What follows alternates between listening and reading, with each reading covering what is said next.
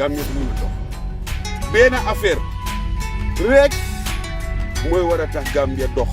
A whole bunch of lip service social media activists cannot move Gambia forward. So we decide to join those who choose to break their backs under the hot sun and make the Gambian economy grow to what will make us a developed country.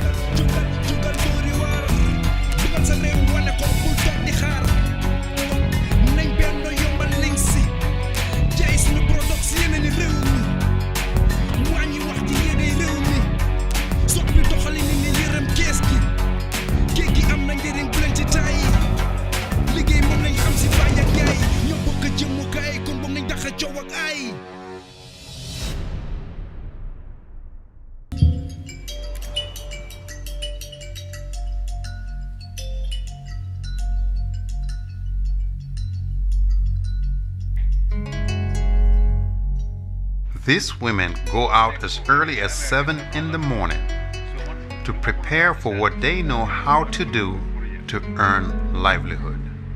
Suma ñëwee fekkee ne dama dugga ma kawas suma tànka yi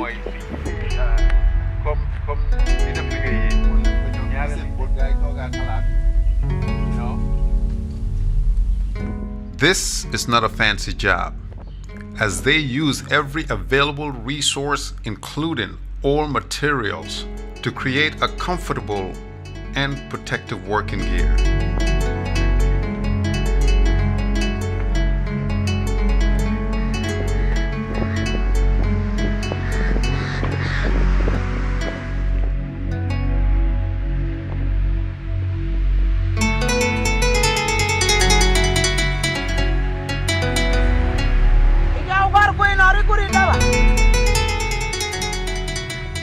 Group of women walk into the creek for the day's hunt.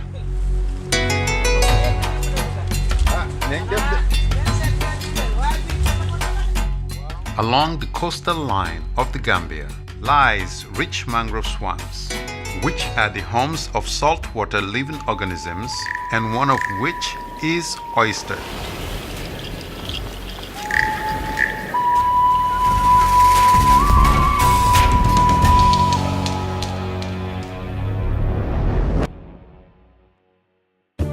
As we dwell in our holy month of Ramadan and beyond, the Gambia National Petroleum Corporation, GNPC, offers you an easy up added family bonanza promo.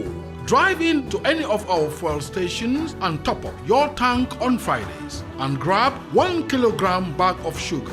Furthermore, fill your tank with more than $2,600 petrol or diesel. Saturdays to Thursday at the Fajara, Banjo, Birukama or Bundung stations and get 10 kilogram bag of sugar. Harmonizing the holy month of Ramadan further, enjoy a bumper sales discount on all brands of engine oil, spark plugs, wiper blades, and all sizes of tires. Yes, at GNPC, we represent all your vehicle needs and proper motor adequacy. This promo offer covers the Ramadan duration. GNPC, wishing you comfortable and healthy Ramadan Mubarak. GNPC, Nyokomo.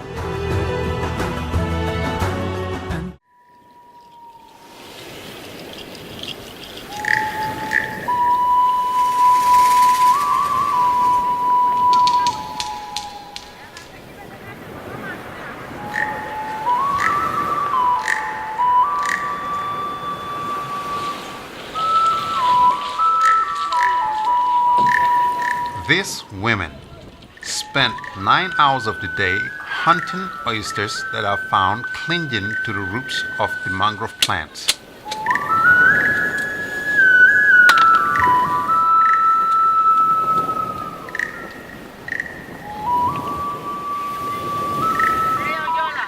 Walking in this swampy mangrove floor is a dangerous and difficult task.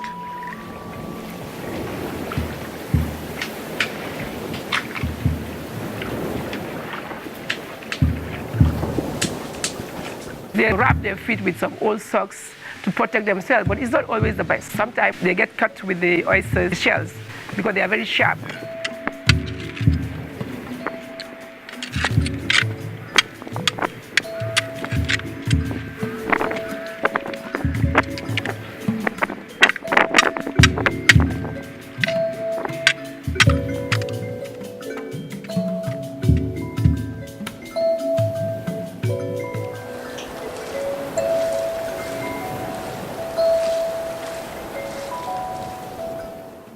ba pare ma jël suma pañe bi ak saaku because ñun dañ dee dox tànka ñun am ñu gaal ñu dox ñu dem uti yoxos.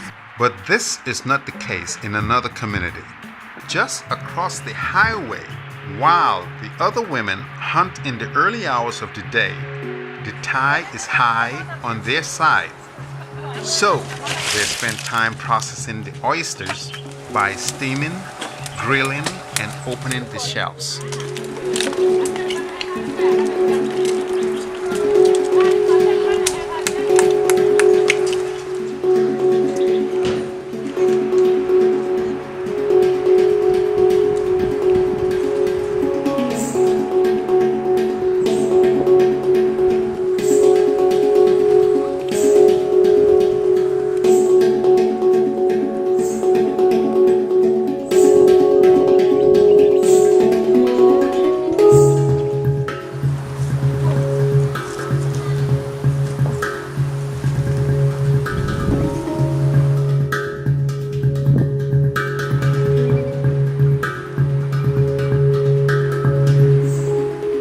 The preparation for the hunting is a little different from the other community. They dress up with barns and paddles for an ultimate search for oysters.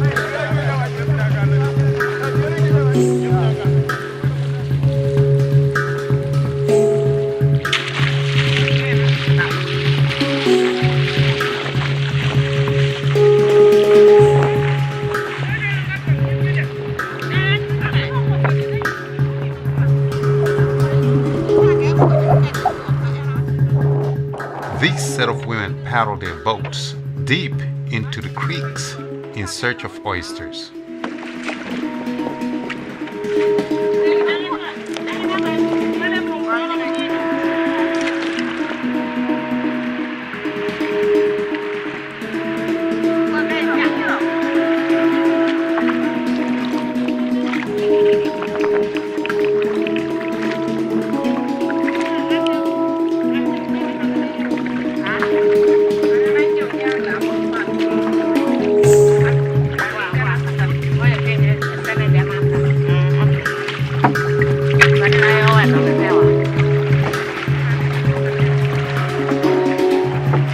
After 50 minutes on the deep canals, they choose a good spot to harvest.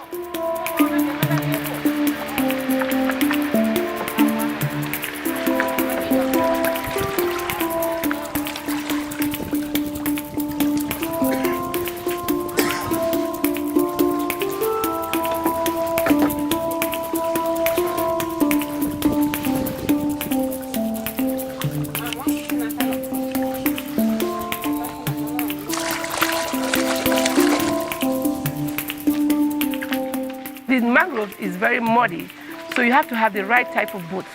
Otherwise, if you wear the Wellington boots, for example, you can go in the mud and you'll be not able to come out.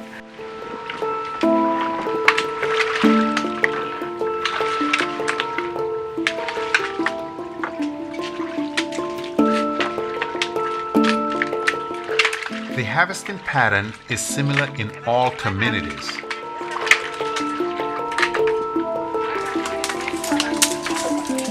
The women carefully remove the oysters without cutting the roots of the mangrove plants.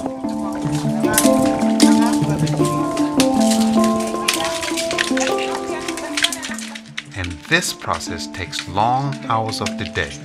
The average woman spends about 9 hours in the water harvesting the oysters. Deep in the swamps, in desolated areas, surrounded mostly by wetland.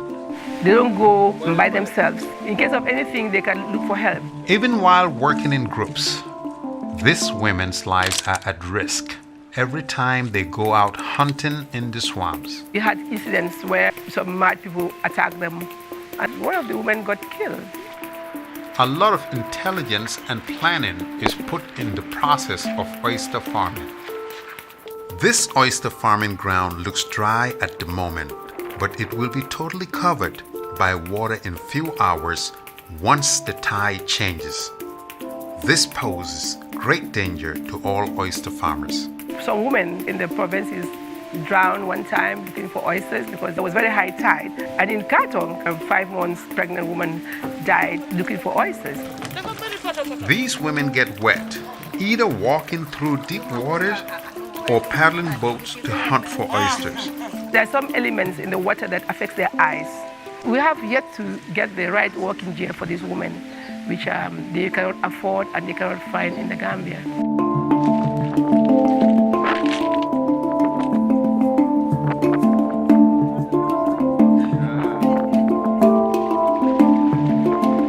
After long hours of hunting, they return to dry grounds with the oysters. They bring it offshore, put them in sacks, then leave the oysters there until the next day. This crude method keeps the oysters alive until they're ready for processing.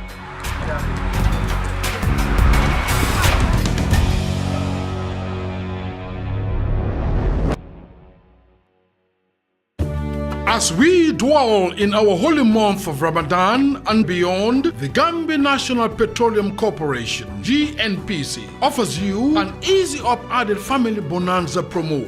Drive in to any of our fuel stations and top up your tank on Fridays and grab 1 kilogram bag of sugar. Furthermore, fill your tank with more than $2,600 petrol or diesel. Saturdays to Thursday at the Fajara, Banjo, Birukama or Bundung stations and get 10 kilogram bag of sugar. Harmonizing the holy month of Ramadan further, enjoy a bumper sales discount on all brands of engine oil, spark plugs, wiper blades, and all sizes of tires. Yes, at GNPC, we represent all your vehicle needs and proper motor adequacy. This promo offer covers the Ramadan duration. GNPC, wishing you comfortable and healthy Ramadan Mubarak. GNPC, Nyokomo.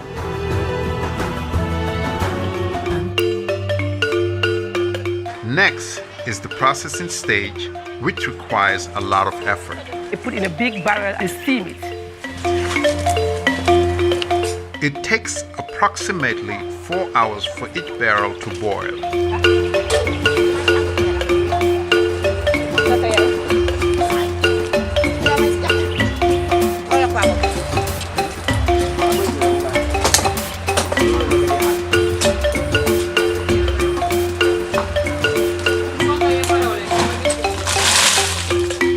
Great caution is put into pouring out the oysters after steaming.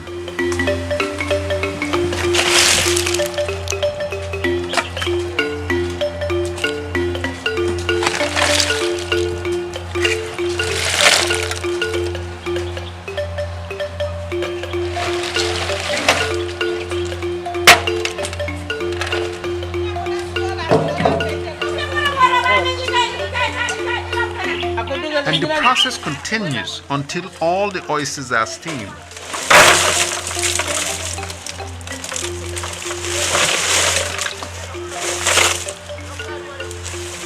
The other method, which most customers prefer, is to smoke the oysters.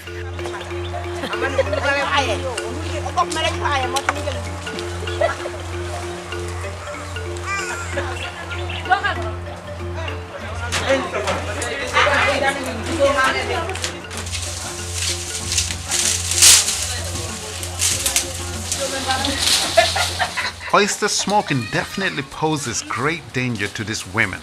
Their eyes are exposed daily to the smoke and inferno from the grill used in the smoking of the oysters. That is very tedious.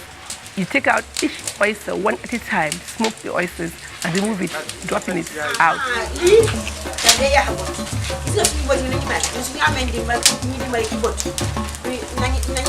Customers would prefer the smoked oysters, and if they do that, then they have to pay more money. The boiled one is much cheaper because according to customers, it doesn't taste as good as the smoked one. These brave women dress up, spend long hours on water, harvesting in the mangroves, and it's now time to bring friends and family to join in another hard task. The delicacy is the soft, meaty substance trapped in these hard shells, which has to be cracked open in the extraction process. The process is tough, and these women sometimes get their hands and fingers cut while trying to open the hard shells with a knife. Smaller oysters are separated from the large ones as they are for different purposes. Here on the coastal line, this process goes on every day for 4 months until the season is closed. There used to be enough oysters around the year until the numbers started reducing due to excessive farming. ñun bu njëkk ba amuñu woon tëj nii la ñoo yoxosee ba nawet jee am xanaa yow nga fee nga de déedee taw bi tey taw na xiim na xaaral ma dem ndax taw bi dina taw te sooy lakka taw bi ñoo kii ko yëpp fay ko moo tax ñuy sey ñu bàyyi yoxos bi dañu dem ba ñu am fu ñu jiitu moo ñu ne déedéet foog ñu xam naka la ñoo demee ci liggéey bi ñu wàññi at yi ci la ñu wàññi at yi ñu def ko juróom benn weer ñu dem ñu wàññi ñu def ko juróomi weer yi la ñu mujjee woon. It's difficult for them because the rest of the months they have nothing doing. So they go to look for fish or for crabs or to do petty businesses or different things to be able to fetch money. ñu koy dimbale bi bëgg nañ ndax suñu tëjee duñ dee am lu ñu dee liggéey ñii dem paañ ñii dem uti yoxos man mi ci suma boppa di wax ni karab laa dee ut. Facebook, Twitter, and Instagram will not build our standstill economy, and this is an unfortunate fact. With so much lip service Gambians in the diaspora, how can we positively revive our economy? With inept politicians, when does the game of politics stop playing? So we can help people like these ladies breaking their backs to move our standstill economy forward. Wanduma halat am nga bu njëkk lool amutoon ñun bu njëkk boo dof bi doo gis néeg de doo gis ndox de dañ doon rootee ndox ci néeg bi ci kër bi indi ko li nga naan ak li nga toogee ci kër gi nga ko rootee waaye léegi am nga développement bi gisuloo développement bi même léegi développement bi ñëw na ba lii am na soo suñu jaaraama la suñu jërëjëf la. The USAID and also UNDP came up with ovens, bathrooms where they can take a shower and then wash their hands clean. Even though some structures were put in place to reduce the pains these women go through, is that enough? ñu fa dee laka because ñun duñ dem ne sone da nga génn fii ba fële nga dem laka ab dee waste sa time moo tax ñoom ñu fa nekk dañ dee kii léeg-léeg soo amee tam kii nga ne am naa yoo xasaar ma dem laka je ba pare ma dellu si nga dem laka waaye ñun ñu ngi amee fi grillage soo ne tam da nga kii tayal pour dem foofu nga jël grillage bi laka. They tell us the ovens are too high because of that they don't have much firewood and then the firewood will consume more money than the oysters. suñu simee ko ñu def foofu suñu bagage yi because suñu sàcckat yi nañu del sonal fii. When they put their firewood, when they come the next day, the firewood is stolen. They are constantly pleading for support every day. The whole of the Gambia should understand and appreciate and try to help these poor women. Li government mun nit ko ñun mun nit yow mun loo ko il faut government mun li ñu def dimbale baadoole waaw government rek moo mun a dimbale baadoole government bu ñu dimbale toujours ñu ne loolu moo tax ñu naan ñe government bi government la waaw ñu rek loolu mooy suñu yaakaar government bi gën a dem ñu dimbale ñu pour ñu mun a dimbale ñun te ñu mun a dem tuuti. What they really need is ideas on how they can expand their business. We are all in the same community, and if there is women development, then the whole country will be developed. Na fu mu nekk nii liggéeyam dafa métti parce que dañ koo génne nga yennu ko nga ñëw raxas ko nga ñëw toog laka ko ba mu ñor nga xolli ko ba mu pare nga soog ko jaay ñun li ñu gën doon price bi yokk na tuuti moo ñu gën li ñu def nii. loolu la ñu bëgg pour yokk price bi parce que am nga am tan jarte bi gerte bi dafa dee métti trop ci ñun yoxos yi jartu noonu waaw comme li ñu bëggoon. They haven't got really a confined place. If they had a confined environment where there is fence, where they can walk in and then harvest the oysters and store them, then I think they will get everything right. But it's in the bush. am ñu mel ni soo amee néeg boo xam ne foo leen di def seen bagage yi ngeen am foofu fridge ngeen def ko foofu ni dumbale ñu mu tabal ñu néeg boo xam ne dañ fa def fridge yi ñu denjal ñu fridge ñu def foofu bagage yi. In Senegal, for example, they have land and they have processing plants where they process their oysters. Here, they're out in the bush. So it's difficult for them to bring oysters to the office, process and take back. nga jël dem uti glace ñoo glace sa yoxos bi ba ëllëg nga sa bés bi su jotee pour jaayaat nga jaayaati ko. ma sañoon sa tey su ñu ne ëllëg la ñoo ubbi yoxos ay continuer taxaw suñu xoolee mu sotti ko fa yóbbu bitim réew. yóbbu ko fan. bitim réew. dëgg la. loolu yëpp suñu intérêt la. waaye fu mu nekk ni yoxos bi jaratul gis nga su ngoonee dañ koy weer ana njëriñam. We still have a long way to go, and we hope that one day somebody will come up to help us, either the government or some kind of project, or the Gambians in the diaspora will come in and bring in their input so we can have a better facility to be able to do these oysters and sell them.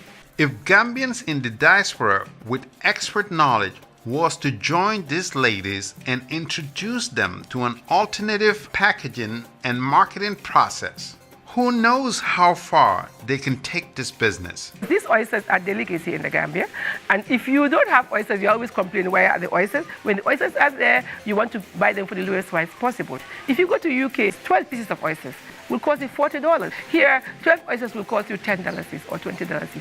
A lot of women will say, oh, okay, the oysters are expensive. You know, why is it so expensive, Fatu? Why is the oysters? But they have to understand that these women are also very poor, and everything is escalating in terms of prices. They must appreciate the hazard that these women go through to get these oysters. The government bi suñu dimbale comme yoxos bi li ñu ko xoolee nii ñu ne la fu mu nekk ñu mun a jënde seen yoxos ñu yóbbu ko feneen comme gerte bi comme ñoom li ñu peese nii gerte bi am nga net béykat yi suñu bee gars yi dañu dee peese gerte bi government bi di ko jënde ci ñoom xam nga moom mooy dimbale bi waaw so ñoo suñu dimbale ne ñoo comme li ñu ko wutee nii comme li ma ko indee nii government bi ñu ne man mun naa jënd ñun mun nañu jëndee paan yi ñun nañ ko liggéey def ko leneen xam nga loolu mooy dimbale bi mu gën a neex ci ñun parce que bale nga yendu di ko defar government bi di ko jëndee ci sa la lan moo gën a yomba. waaw su dee gouvernement bi ñëw na pour jàppale ñu ndax ñi mun ko di ko def sardine di yóbbu bitim réew ñun loolu lañ gën a kontaan sax parce que ñoom suñ ko jëlee di ko def sardine di nga gis ne ñun tam suñu liggéey bi dafa gën a am doole waaw bi ko ñun jaay bi si boppam amul jaay bi moo doxul waaye suñu amee gouvernement boo xam ne daf ñu taxawal di ko yóbbu bitim réew di ko defal sardine di nga gis ne ñun tam suñu liggéey bi dina gën a dem kanam suñ ko indee nii duñu xalaat ne xëy naa su ma ko yóbbee du ma am njarte anytime soo ko indee rek sa xel bi moom firi na ne su ma ko xoolee ëllëg dina am ñi koy ñoo jël si ñun tam di nga gis ne suñu duggee géej dañoo gën a sawar di liggéey. moom la ñoo ñaan su ñëwee su ñu amee ndumbal boobu ah ñu ne alhamdulilah.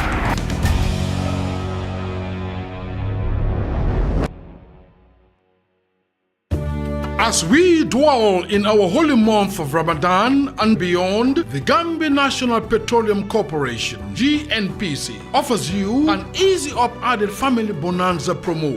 Drive in to any of our fuel stations and top up your tank on Fridays and grab 1 kilogram bag of sugar. Furthermore, fill your tank with more than $2,600 petrol or diesel. Saturdays to Thursday at the Fajara, Banjo, Birukama or Bundung stations and get 10 kilogram bag of sugar. Harmonizing the holy month of Ramadan further, enjoy a bumper sales discount on all brands of engine oil, spark plugs, wiper blades, and all sizes of tires. Yes, at GNPC, we represent all your vehicle needs and proper motor adequacy. This promo offer covers the Ramadan duration. GNPC, wishing you comfortable and healthy Ramadan Mubarak. GNPC, Nyokomo.